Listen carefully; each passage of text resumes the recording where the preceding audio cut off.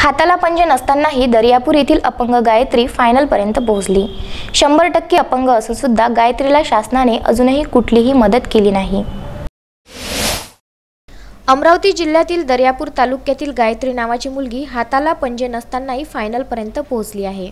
दर्यापूर तालुक्यात येणाऱ्या आंतरगाव शिवाजी येथील चंद्रशेखर निहाटकर यांची 22 वर्षाची मुलगी हिचा येवदा येथील प्राथमिक आरोग्य केंद्रात जन्म झाला। तिचा जन्म होताच आरोग्य केंद्रात एकच खळबळ उडाली।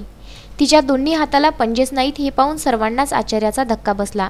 परंतु मनगटापुढे हात नसलेल्या गायत्रीने मात्र तिच्या जगण्यावर मात करून सर्वांनाच खरा धक्का दिला।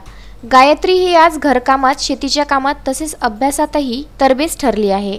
घरातील स्वयंपाक, रांगोळी, झाडझूड, पाणी भरणे, कपडे धुणे, भांडी घासणे व लिखाण करणे तसेच आई वडिलांना सर्व कामात मदत करणे अशी बरीच कामे गायत्रीने करून दाखविली आहे। मात्र गायत्रीला शासनाची आजपर्यंत कुठलीही मदत मिळाली नाही। 100% अपंग असून सुद्धा शासनाने या मुलीकडे लक्ष देण्याची गरज आहे। महाराष्ट्र राज्याचे राज्यमंत्री व अकोला जिल्हा पालकमंत्री ओमप्रकाश बच्चू कडू हे कुठेतरी तिला मदत करतील अशी आशा गायत्रीने व्यक्त केली आहे। माझं नाव गायत्री चंद्रशेखर निहाटकर, राहणार आंतरगाव शिवाजी, तालुका दर्यापूर, जिल्हा अमरावती। कधीपासून अपंग असते? जन्मताच आहे। काय भेटलं आतापर्यंत? काहीच नाही भेटलं। कुठं गेलती? सगळं फिरलो आम्ही, जिल्हा आमचा अमरावती जिल्हा सगळं फिरलो, पूर्ण फिरलो। काहीच सुविधा भेटल्या नाहीत अपंगासाठी? नाही, काहीच नाही। बरं, शिक्षण कुठपर्यंत झालं? BA final. गायत्रीची आई आहे पद्मा चंद्रशेखर निहाटकर। काय वाटते तुम्हाला तुमच्या मुलीबद्दल? माझ्या मुलीबद्दल मला फार गर्व आहे।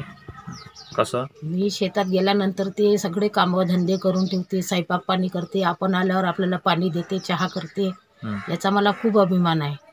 पण मला असं वाटते की काही ना काही शास्त्राची मदत मिळावी आणि माझ्या मुलीचं भविष्य चांगलं जावं आणि तिला नोकरी लागावी, ही माझी अपेक्षा आहे। जोपर्यंत तिचे आई वडील आहे तोपर्यंत तिचं चांगलं आहे, पुढचं तिचा विचार हे शास्त्राने करावं, हे मला असा त्याच्याबद्दल अभिमान आहे।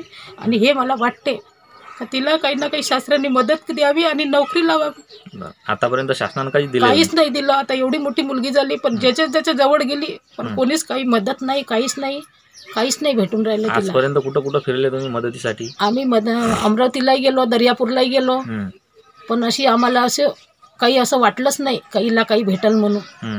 बरेचसे प्रयत्न केले तुम्ही? खूप प्रयत्न केले, हो म्हटलं आणि बस नंतर काहीच नाही।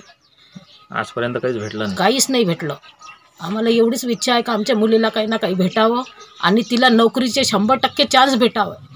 काहून तर आई वडील आहे तोपर्यंत तिचं चांगलं, आई वडील गेल्यावर तिनं तिच्या पायावर उभं राहावं, हेच आमची मनापासून शुभ इच्छा आहे। विदर्भ न्यूज, अमरावती।